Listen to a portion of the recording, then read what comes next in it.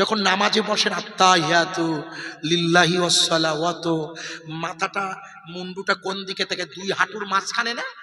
কি আপনারা নামাজ কালাম পড়েন না? এই কোথায় ওয়াজ করছো আল্লাহ? এখন বুড়ো বয়সে আমার নামাজের ওয়াজ করতে হবে? আল্লাহু আকবার, আল্লাহু আকবার। যখন বৈঠকে বসে যাই মাথাটা নিচু করে ওই হাঁটুর ভাগে দিতে হয় না? আত্তাহিয়াতু, তারপরে দরুদ ইব্রাহিম, তারপরে দরুদ দোয়া মাসুরা। লম্বা সময় না, কমপক্ষে মিনিট 4 লাগে না? আমি জানি না আপনাদের তো তত তাড়াতাড়ি, আমার জানা নাই। আমার তো 5 মিনিট লেগে যায় কখনো কখনো। আত্তাহিয়াতু লিল্লাহি ওয়াস সালাওয়াতু আত-তাইয়্যিবাতু আসসালামু আলাইকা ইয়া আইয়ুহান নবী। মুখস্থ আছে আব্বা? আরে হ্যাঁ না বলুন, এগুলো পড়তে হয় না? আল্লাহুম্মা ইন্নী আউযু বিকা, দোয়া মাসুরা। আরে হ্যাঁ না বলুন, আল্লাহুম্মা ইন্নী যালামতু নাফসি যুলমান, এ তো দোয়া মাসুরা, এগুলো পড়তে হয় না? আশ্চর্য, এ তো নামাজের অঙ্গ। এগুলো যখন পড়তে হয় দেখবেন ওই মুড়া খাবার মতো মাথাটা নিচু করে দিতে হয়। ধ্যান করছেন যেন আপনি। কার ধ্যান? মালিকের ধ্যান। কোন মালিক? যাকে একটু আগে সেজদায় মাথা দিয়ে সুবহানা রাব্বিয়াল আলা বলেছেন। বিশ্বাস করুন, বিশ্বাস করুন, আমার এই পবিত্রতম এই গ্রামের ছেলেদের কাছে অনুরোধ রইল। সাদ্দাম, আমার মনে হয় যখন ইরাকের যুদ্ধ চলছে সাদ্দামের সাথে, ওই সময় সাদ্দাম হয়েছিল আমার মনে হয়, কারণ ওই সময় যত ছেলেপিলে হয়েছিল সবার নাম রেখেছিল সাদ্দাম আমার ধারণা। আর আমার ইরাকের ওয়াজ আছে মনে করে দেখুন 2000 সালে, কবে আপনারা যারা ওই ইউটিউব নয় ওই ছোট ছোট ক্যাসেটে দেখবেন আছে, বুশের সাথে লড়াই হচ্ছে বাগদাদে, মনে আছে সাদ্দাম হোসেন?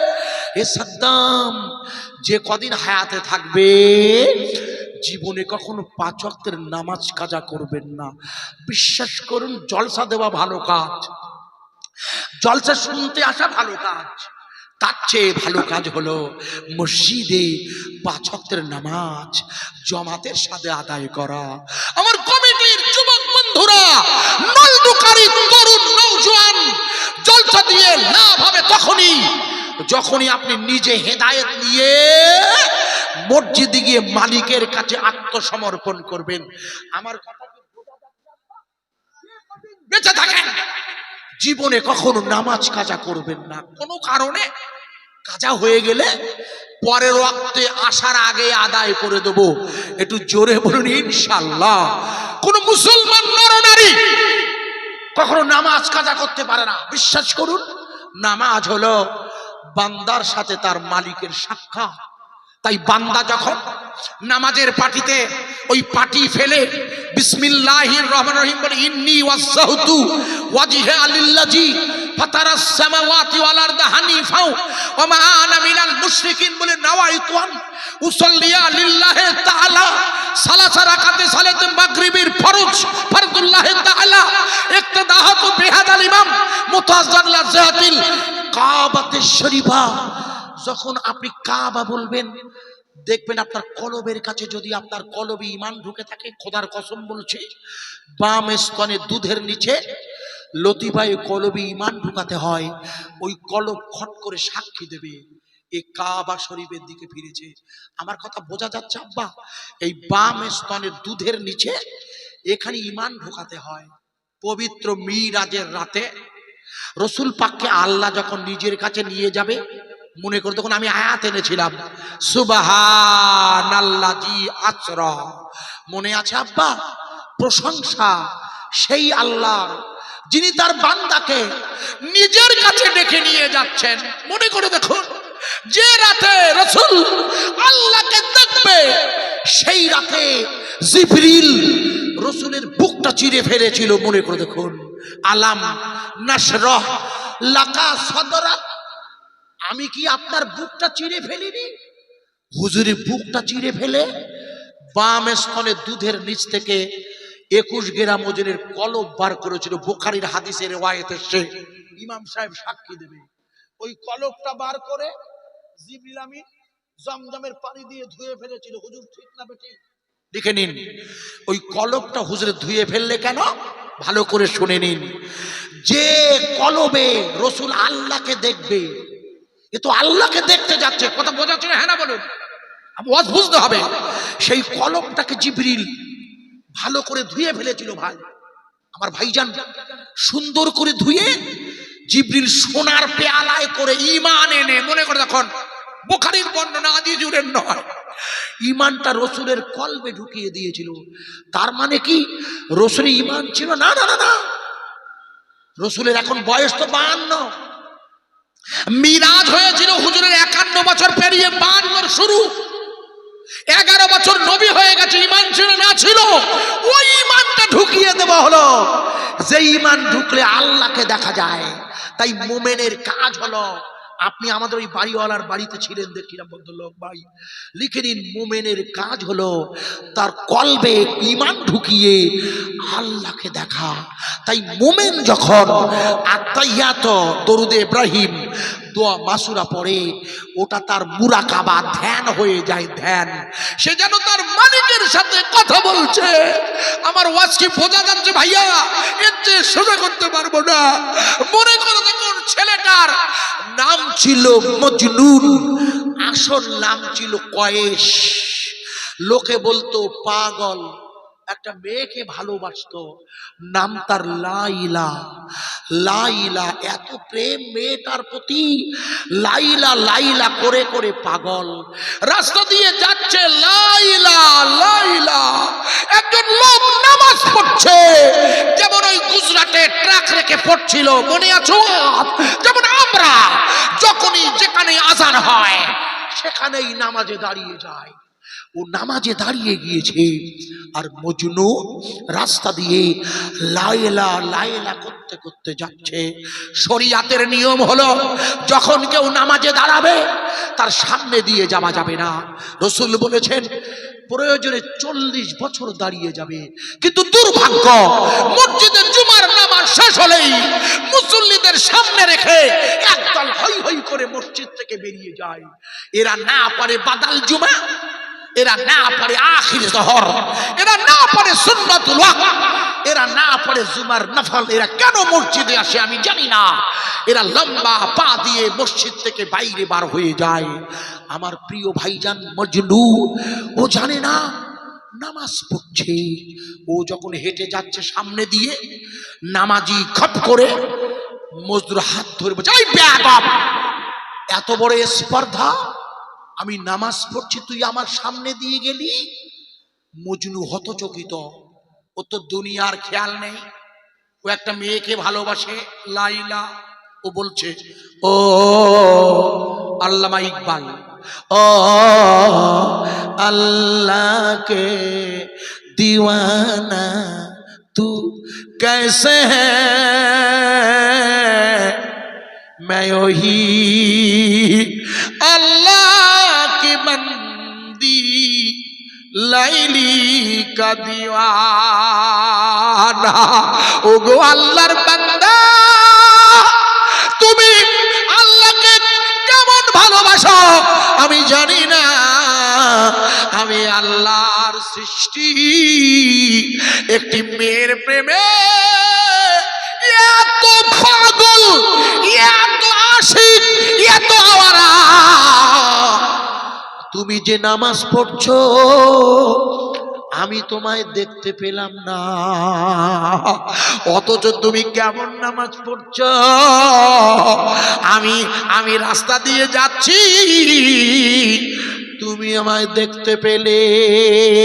ইতিহাস নয়, আল্লামা ইকবাল বলেছে, ওই নামাজি মজদুর হাত ধরে বলছে,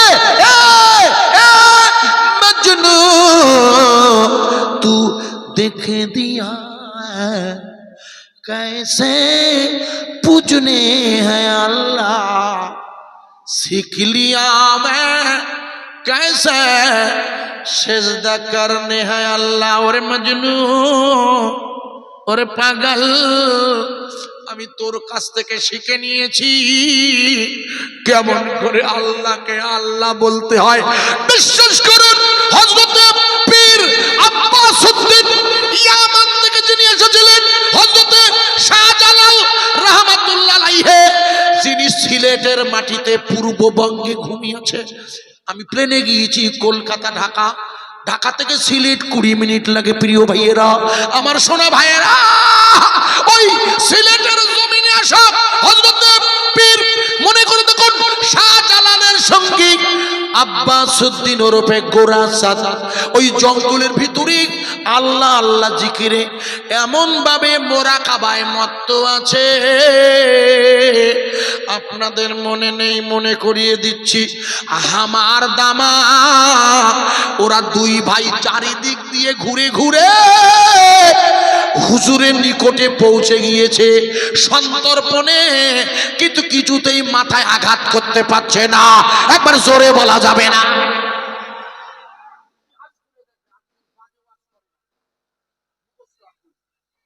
চেষ্টা করছে মারার। হেফাজতের দায়িত্ব টাকা, আরে জোরে বলবেন না? উনি আল্লাহর ধ্যানে আল্লাহর খেয়ালে, আমাদের নিয়ত আছে না যে আমি আমার কলবের দিকে মতবাদ, যে আমাদের নিয়ত আছে না ভাই? আপনারা করেন না, আমি করি। আমি পীরের সোহবতে অত ওলিদের সোহবতে থাকি আমরা। আমাদের সব ভাই জানেন, আমাদের ফুরফুরা শরীফের দাদা হুজুর সব ভাই জানেন, কাদিরিয়া, চিস্তিয়া, নকশাবন্দিয়া, মুজাদ্দিদিয়া যারা আওলাদ আসবেন আমরা তরিকা করি। কেউ কাদিরিয়া, কেউ চিস্তিয়া, কেউ নকশাবন্দিয়া, কেউ মুজাদ্দিদিয়া। আমার কথা বোঝা যাচ্ছে কি ভাইয়া? আমি নিজে তরিকা করি পীরের সোহবতে থেকে। তাই তরিকা যারা করবেন ভুল বুঝবেন না, তারা মোরাকাবার মধ্যে থাকতে হয়। হুজুর মোরাকাবার মধ্যে আছে, কিন্তু কিছুতেই কাছে যেতে পারছে না ওরা।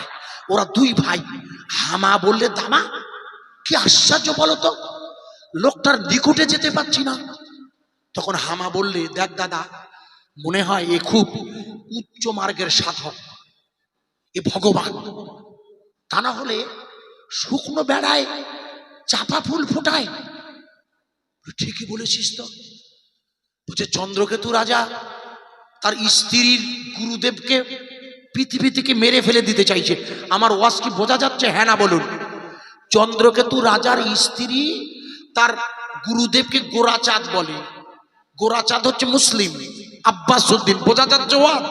এনালে মুশকিলে পড়ে যাব প্রিয় ভাই। উনি তখন তখন বলছে, এই এই একটা কাজ করতো, চল পীর সাহেবের কাছে গিয়ে না আমরা ওনার কাছে ক্ষমা চেয়ে বলি, আপনি আমাদের কিছু দিনের কথা শেখান। একটু জোরে বলবেন না? কিসের কথা?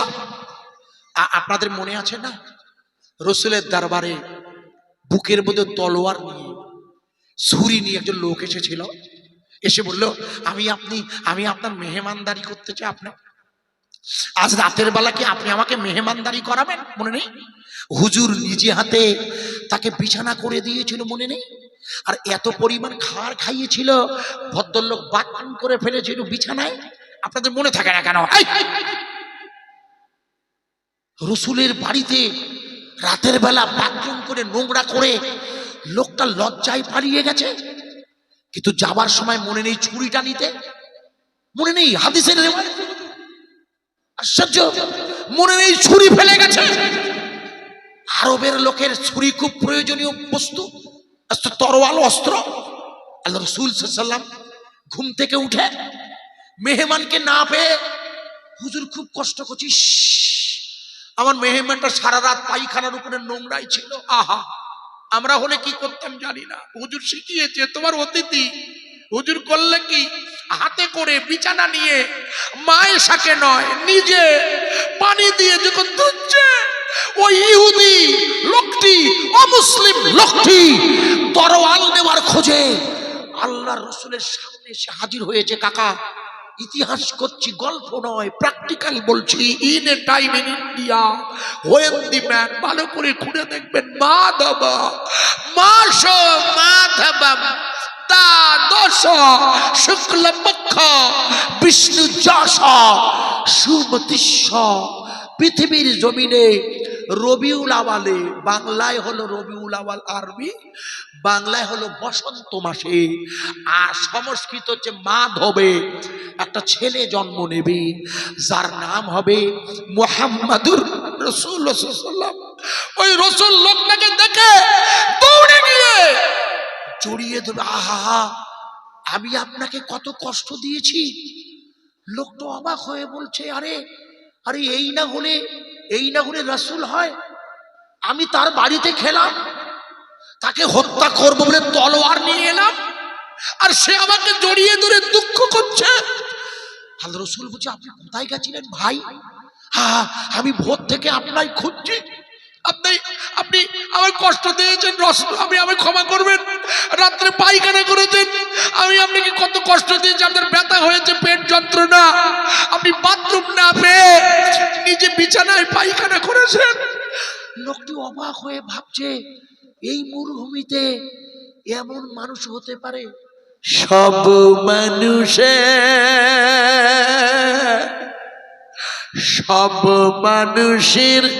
সেরা মানুষ আমার প্রিয় মুহাম্মদ। সব নবীদের সেরা নবী আমার আল্লাহর প্রেমাস্পদ। সব অলিদের সেরা অলি, সব অলিদের সেরা অলি আছেন এখন মদিনায়। সবাই মিলে আছি বসে নলডুগারির জলসায়। ও গো নবী শোনো না, ও গো নবী শোনো না, আমরা তোমায় দেখি নাই, কবে হবে দেখা গো জানি না। সবাই মন যেতে চায় উড়ে, ও গো মন যেতে চায় উড়ে, ও গো সোনার মদিনায়। সবাই মিলি আছি বসে নলডুগারির জলসায়। হতাম যদি তোতা পাখি, হতাম যদি তোতা পাখি, থাকতো দুটি ডানা, পেরিয়ে সাগর উড়ে যেতাম সোনার মদিনা। মদিনা মদিনা কবে যাব জানি না, একই সাথে পাঠাইও গো দরুদেরি নজরানা।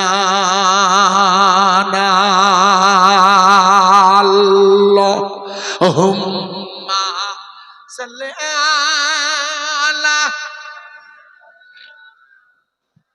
মাওলানা মুহাম্মদ। জোরে বলুন, ওয়ালা লে, খুব জোরে বলতে হয়, ওয়ালা লে সাইয়্যিদিনা। মহব্বতে পড়তে হয়। কাজ করিতে গেলেন নবী, কাজ করিতে গেলেন নবী মা খাদিজার বাসায়। মা খাদিজা বসলেন ভালো পরকালের আশায়। মা খাদিজা চেয়ে দেখে নবী উটের পিছে ভাই, মেঘ করেছে ছায়া দিয়ে নবীর উপর ভেসে যায়। সবাই মিলে অবাক হয়ে মা খাদিজায় ডেকে কয়, দেখো না ও গো খাদিজা, ছায়া দিয়েছে আকাশ মোহাম্মদের গায়ে। মোহাম্মদ নাম যতই জপি, মোহাম্মদ নাম যতই জপি ততই মধুর লাগে। ওই নামেতে এত মধু কে জানি তো আগে। আরব দেশের খরমা মিষ্টি, আরব দেশের খরমা মিষ্টি, আরো মিষ্টি বেদানা, তার চেয়ে অধিক মিষ্টি আমার নবীর মুখখানা। জোরে বলা যাবে না সুবহানাল্লাহ? আর একটু জোরে বলা যাবে না? আরো জোরে বলা যাবে না?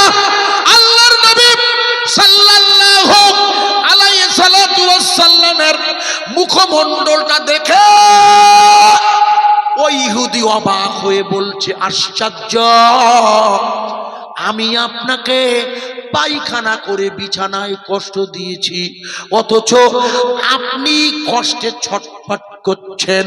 আমি আপনাকে রাতের বেলা সুযোগ বুঝে খুন করব। আপনার বিছানায় দেখুন তলোয়ার লুকানো, অথচ আপনি আমাকে বিছানায় না পেয়ে খোঁজাখুঁজি করছেন। আশ্চর্য, আপনার মুখ জোরে বলা যাবে না সুবহানাল্লাহ। ইয়ামানের হযরত পীর আব্বাস উদ্দিন ওরফে গোরাচাঁদ, যিনি নবীর নির্দেশে ভারতবর্ষে দ্বীনের দাওয়াত দিতে এসেছিল, ওই দ্বীনের দাওয়াতে উনি এখন মোরাকাবার ধ্যানে বসে আছে। মোরাকাবার ধ্যানে গাছের তলায় হামা আর দামা কিছুতে এগুতে পাচ্ছে না। মনে আছে বলছে দামা একটু দাঁড়া, এই বুজুর্গ, এই ওলি, এই আল্লাহ প্রেমিক, এর সাথে লড়াই করে টিকে থাকা মুশকিল। আপনারাই বলুন, আজ 1 মাস হয়ে গিয়েছে, অর্থাৎ 3 মাস পেরিয়ে গেছে 100 দিন। ইসরায়েল আমেরিকার সাহায্যে পৃথিবীর জমিন থেকে ওই হামাস নামের ছোট্ট স্বাধীনতা সংগ্রামী দলটাকে পৃথিবী থেকে উঠিয়ে দিতে চাইছে। কিছু মানুষ যারা যুদ্ধ করছে না, তাদের মেরে ইসরায়েল বদলা নিচ্ছে বটে, তবু হামাসের ইমানের কলেমার গান চলছে না, বন্ধ হয়েছে।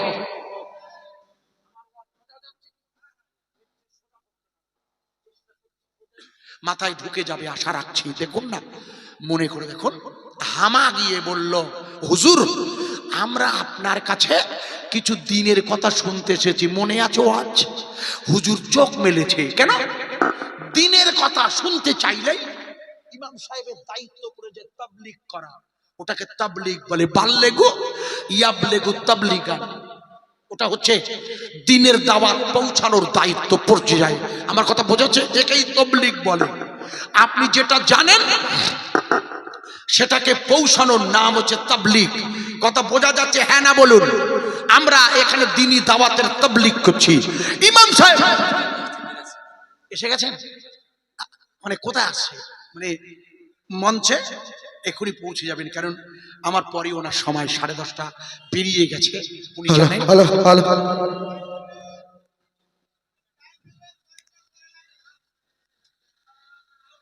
মাইক বাজবে কোথায়? ওরা বাজাচ্ছে। আচ্ছা বাজিয়ে দে, আমি বসে গেছি। দে